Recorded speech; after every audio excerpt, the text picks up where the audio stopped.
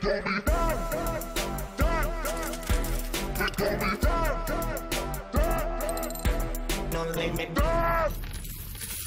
morning, good morning, good morning, good morning.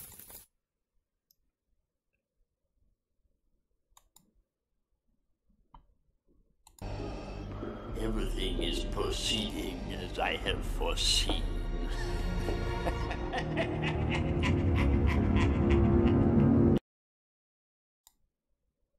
Market cap 243 billion. Can we go ahead and call it 250 billion, guys? And that I was correct early.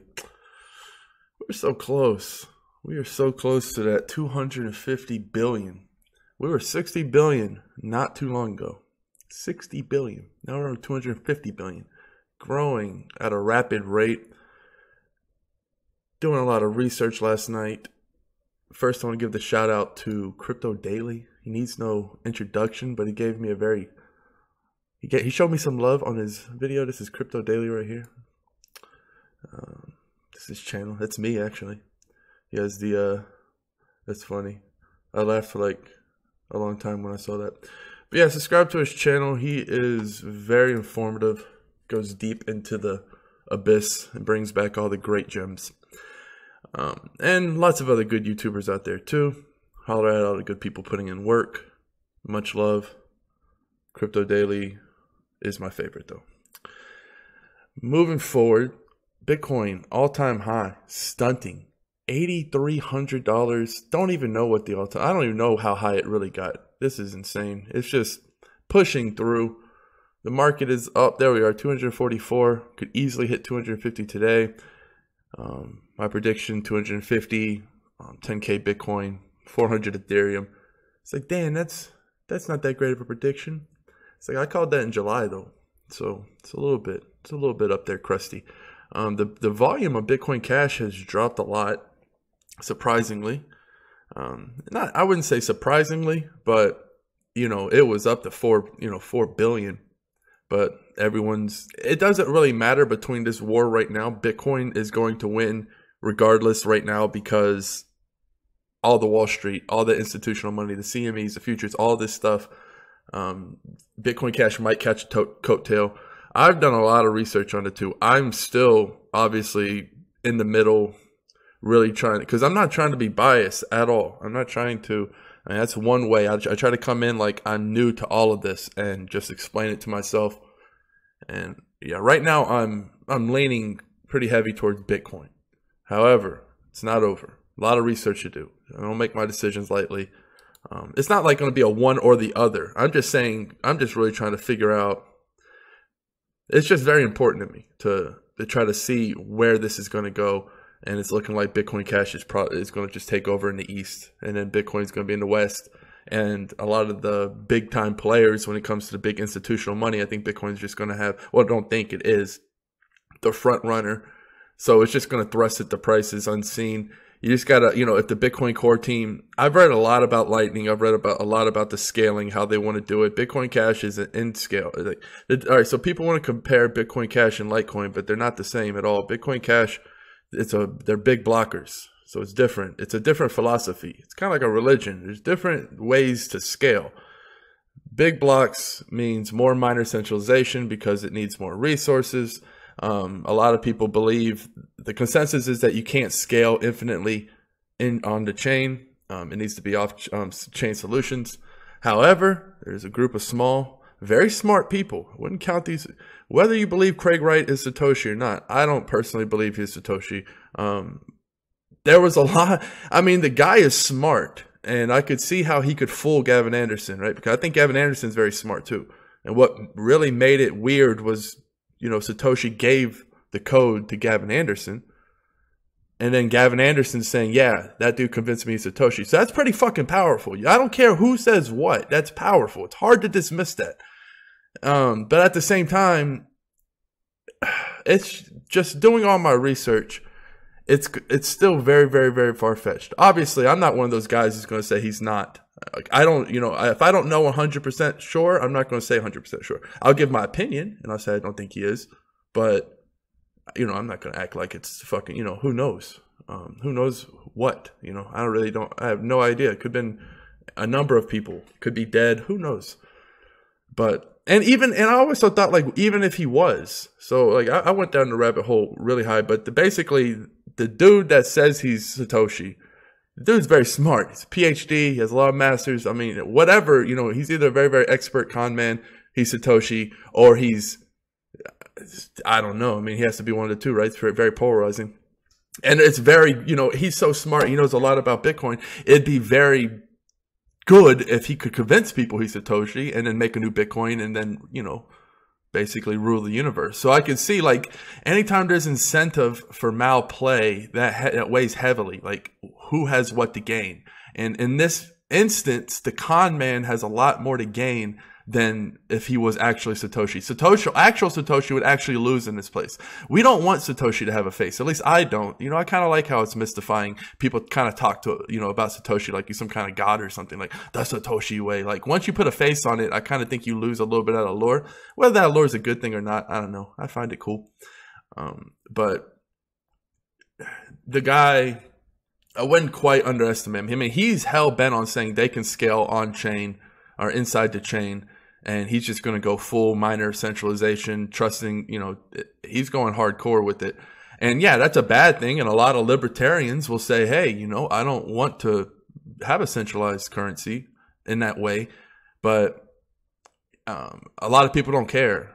If China says, hey, this is what you're using, people in China are going to use what they say. And it's looking like Bitcoin Cash is going to be heavy in China because there's a lot of rumors, a lot of information out there. I'm still, you know, I still have a lot to do. I thought one weekend would do it, but that's laughable. There's a lot of work to be done in this. And I also have my focus on a lot of other things. You know, it's just sort of a hobby on the background when, you know, working on No Limit Coin. Obviously, we got the new, these are cool. Going to have the 2x, the double ups and the triple ups. Also going to have more contests coming in soon. But this is really cool. Going to have charity contest. Going to be really nice. Version 2 is already in the works. So I was a lot of emails. When I get on the weekend, I get a chance to catch up on some emails and stuff. I try to really get back to everyone. You know, who took the time to write me an email, and I took the time to read it. I'm gonna at least, you know, try to respond. And it's the overwhelming consensus is people, and it's because I deal with people from, you know, I'm not just in No Limit Coin. I'm in a lot of coins. I'm doing a lot of, you know, I've invested in a lot of coins. Like, you know, I'm not a part of Syscoin's team. I'm not a part of it at all in any manner, but I'm still, you know, I still help when I can, yada, yada. But, you know, I'll go in their Slack. And I go, you know, I'm in like over 100 Slacks. And I kind of understand. It's just crazy. People, they just have this different mentality when it comes to investing. I have my way of investing. Whether it's right or wrong for you, it doesn't matter. Maybe my way of investing is completely wrong for you because, I mean, whatever way, like, I'll give an example. So when I say I never sell for a loss, it's because it's a fundamental principle. Sometimes principles have to be robotic, if that makes sense. Sometimes your principles have to be robotic. You can't, you know, even when you can kind of be like, all right, well, I'm going to human this thing, meaning I'm going to do something where it makes more sense in this given moment. But that's where you fuck up because your emotions and your feelings, when you first got into the coin, when you first bought a coin, I'm just going to talk about me. I can't talk about where the fuck, you know, I don't go buy willy-dilly. When I first got into see a coin, I did my research. I made sure it wasn't a scam coin. I really dug. I saw that there was a big need in the marketplace where I knew there was going to be a lot of competition, but I was like, you know, one of the first mover advantages, one of the first guys, you know, the first group. It wasn't the first one, but it was one of the original OGs. You know, it's on all the good exchanges. I just thought it was going to be a safe bet, and I still do. Right? So I got into it. Now, let's say I was a sell for a loss because, I don't know, Omisa Go looked really good. And, man, they have the team and they're McDonald's and, you know, Vitalik. And, man, I can't miss out. And Sia Coins hasn't done anything forever. So let me just sell this for a loss to buy some Omisa Go. And then what happens when Omisa Go goes down? And then you see something like Walton or Neo. For example, when Neo was going up last night, oh my God, man, Omisa Go's not doing anything, man. And Neo is going up, man. I got to sell this. I'm telling you, Neo has the team. This is the one, guys. It's just a philosophy that can really dig you into a grave. And then people don't want to hear it. They're like, well, what do you do when you're holding your bag holding? Look at all these bags I have. You think I'm going to sell any of these fucking bags? I got some fucking, and these are from old school, man. Look at this Digibyte, 0.05 of a Bitcoin. It was probably 0.2. It's probably a lot to me when I bought it. Way back when. I've been holding this forever. I forgot I had it. I'm not selling shit.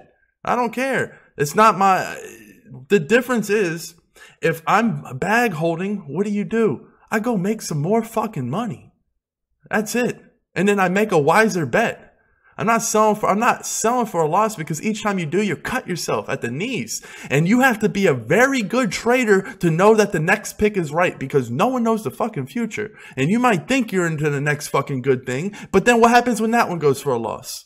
You're sinking, and then you just lose. And then what happens when Sia Coin gets a partnership in moons, and then you would have been in the profits, but now you're upside down in another coin. Now what? You're going to buy back in this? Like, it's a very risky game.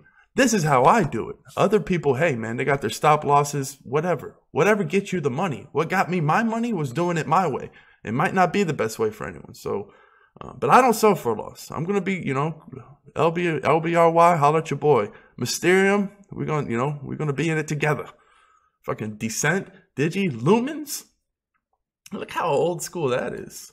You can tell by how much I have, by how old it was. This was probably a little mini swing for me at one point. And that just goes to show you, I didn't come in rich. I didn't come with all the money, and I'm still bag holding from the beginning. I'm a principal at the very beginning. I do what I preach from the beginning. I had no money when I got in this, barely any money, and I still took losses. Like, I don't consider them losses. I'm just holding on to them. But I'm saying, like, they didn't go up in value right away. I still took, I'm still bag holding from way back then. So, just people can trade how they want to trade. But that's just how I do it. And the setting lures thing, somebody brought up an interesting point, actually. It was very good. Setting lures on low coins can actually drive the price down. And that's absolutely true. I agree, because I had to think about that. I was like, oh, that's good, because I knew what he was saying from his angle. Like, I disagreed with the perception, but it was hard for me to immediately put into words why that would make sense. So basically, what I came up to, and I'm basically freestyling this, but when the price is lowering because you're setting lures, it has to get to the point where the people stop dumping. Now, if people are going to dump at a cheap price, that means A, they don't believe in the project. They don't believe in the project, then you want to get as many coins off of those bastards as possible. You don't want to give them a good deal. If you know they're going to sell it for a 30% discount, that means you get 30% more coins out of the dumper's hands. And then these things autocorrect after they dump. So I like viciously taking as many coins off of these dumpers' hands as possible, because eventually the dumper is going to go away. No Limit Coin was a kind of a victim of its own success. Anytime, same with all these coins, like Omisa Go, anything that goes way really high, it's going to come down. And then as it comes down, it plants floors. And then eventually the floors are cemented, and then then you get some news, and it drives the price up, because there's not as many people selling, and there's a bigger floor. Because the lower the price goes, the bigger the floors get, because the better of a deal, and the less the dumpers can dump. So yeah, it drives it down in illusion, but really you're taking all the coins from the weak hands into strong hands, creating a floor, and look what happens. It slows down until the point where it gets to a point where it's like, okay, what if it got to 1,000 Satoshi? Well, then you can get, what, 1,000,000 coins for like $10,000. There's not that many people who can do that. So it's not going to last long. And then eventually, this is what happened. You have a big fucking floor, and it starts to go up and up. And then you got some news, the moon. That's how I think of things. That's how I envision it working. And it breaks down. It makes a lot of fucking sense. So that is why. And plus, you always, it's capitalism in a way. Like, you have to get the best deal for you. You can't tell somebody to buy up the ladder, because they're not going to do it. Yeah, in theory, it's nice and fluffy world if everyone bought up the ladder and everyone rose the price. That's not how it fucking works, man. It's grimy. People are slicing throats and stabbing backs. They want to get the best fucking price they can. So none of my game relies on trust. You shouldn't trust me with anything. I mean, if I was to dump all of my coin, you have to believe the coin can survive. Yeah, it might go down to basically free, but then it's just going to bounce right back up, because me or anyone else dumping has nothing to do with this badass platform that's out. with the constant work that's coming out. You know, these contests are going to be out 2x, triple ups. We have so many more. So I'm just saying it how it is. Obviously, I'm not a garage flipper. That's what I call it. I don't invest in something that's still in the garage. Like all the sports aren't even out. The mass advertising, like we're really just starting to get the ball rolling, getting huge connections. It just doesn't make sense. It's kind of like if that guy who invested in Facebook, who gave Zuckerberg like 14K, if like right when they got into Stanford, he's like, all right, guy, I want to sell my portion. Give me my $30,000. Let me get up out of here. Peace. And then Zuckerberg's like, all right, here's your 30,000. And then they go on to make billions. Like that's what I understand. I mean, I kind of try to understand it. It's so not me. It's like, I don't know. It's like me trying to it's like me trying to peer into a world that I can't even, it's a different realm than I'm in. I don't understand the mindset at all. I try to, but I mean, I understand like, yeah, you need money. It's new. It's exciting. You know, you see all these things going quick, but I don't know. I'm just a little bit less willy-nilly. So when I say I don't look at the price of a coin, I don't look at the price of a coin because I'm busy working. If you stare at the scoreboard all day, you get shit done. You get nothing done. I want to get a lot. My time is very valuable to me. I'm constantly working. Every minute I'm improving my projects. It's what I do. It's almost like an addiction for me. So I could give two shits less. Like when the coin was at 50 cents, I was not looking at the scoreboard. I don't give a shit. I wasn't happy cheering. Like it was the same calmness. People lose a lot of energy. It's crazy. First, they look at the scoreboard, and then they lose energy from the highs and the lows. When the highs are up, they're all, yeah. That's wasting energy, all that cheering. Your serotonin's getting just up and down, up and down. And then when it's down, you're like, oh my God, I'm miserable. I'm so stressed. It's like you're killing yourself and you're wasting energy. You're not getting anything done. It's like, what is the point of looking in the scoreboard? It's kind of like make your bed and go to fucking work and stop worrying about it. It's that simple. Crypto is just not for everybody. You can't get into a beginning project and want instant gratification and expect the moon every single time just because you've seen it once or twice before. It's just a completely different mindset that I'm on when it comes to my investments and how I look at this stuff. I mean, like I said, I don't give advice. People can see how I view it, and if they want to try to view it the same way, that's fine. But my energy is very valuable to me. So I don't look at the scoreboard ever. I'll peep up every once in a while, but like, that's it. Like I'm constantly focused on work. If it's not my investments, then it's something like the future of Bitcoin, which will ultimately affect my investment. So, I'm not trying to be naive to the big dog. Neo took a big old pop. That was so nice, because I was scooping up Neo at like $22, remember? At least the last week, I was like, I'm scooping up Neo. PayPal, I was scooping that up for free, guys. I was telling you these, what was I telling you about these EtherDelta coins from the ICOs? Afterwards, after the ICO ends, these coins were going to go up in value because we were before the fork, So after all of that bullshit cleared, the ones that are going below ICO price, because this thing was 30 cents in the ICO and it was going for 12 cents at one point. I'm like, man, this is like 3 times less. It's so crazy how cheap it was. And I gave all of my reasons. I think it was ridiculous. And yeah, here we are. Just a little bit of news. It's already quadrupled if you got it at 12, 13 cents. EOS I was getting at 50 cents. People were just panicking. The thing went over $2. 50 cents, guys. Go look at the videos. I was shouting at the top of my lungs. Like, this is free. What are people fucking thinking? Yeah, and then I got kind of lucky with Litecoin because I was hedging against all the Bitcoin fiasco, but Litecoin ended up going up nicely as well. So just still a lot of good opportunities. I'm looking for the ebbs and flows. Populous is and I knew another reason PayPal is going to go up because Populous is just absolutely skyrocketing. Still have Populous from 80 cents. What about BitShares, guys? Remember I was like, it's free. It was 4 cents. 4 cents on some of the dumps. 3 or 4 cents. Do the math. Why don't you do the math? I was getting it for 3, 4, 5 cents. That's an easy double, triple up. I'm just stunting. Power Ledger was just stunting on everybody though. Jeez. And a lot of people are comparing it to MyBit. It's like, yeah, they're going to compete in the solar panel, but MyBit's for IoT devices as a whole. They have their, you know, my bids with Slockit.com. They have another big partnership coming out. I can't announce. I understand that can be annoying, but it is what it is. I'm a good businessman. I'm not trying to spill the beans when they don't want me to. Veritasium was up to 120. That was nice.